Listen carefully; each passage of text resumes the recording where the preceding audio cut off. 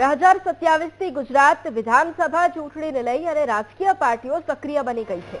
તેવામાં રામવિલાસ પાસવાનની લોક જનશક્તિ પાર્ટીએ ગુજરાતમાં પોતાની વ્યૂહરચના તૈયાર કરવાની શરૂઆત કરી દીધી છે।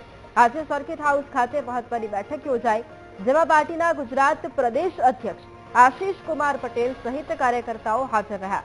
આ બેઠકમાં આગામી વિધાનસભા ચૂંટણીમાં પાર્ટીને મજબૂત સ્થિતિમાં લાવવા, લોકો સુધી પહોંચાડવા વ્યૂહરચના ઘડાઈ।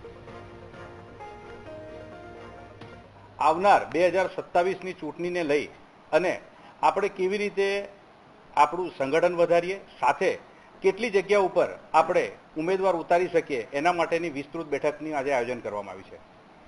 હાલ અમારું રાષ્ટ્રમાં ગઠબંધન છે એનડીએમાં, પરંતુ હાલ અત્યારે અમે દરેક જગ્યાએ ઉમેદવાર ઉતારવાની અમારી તૈયારી છે।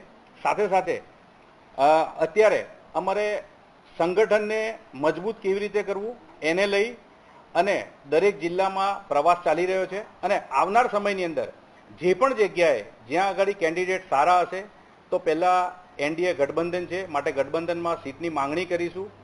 એના પછી શીર્ષ નેતૃત્વ જે નિર્ણય કરશે એની સાથે અમે ગુજરાત પ્રદેશ ચાલીશું।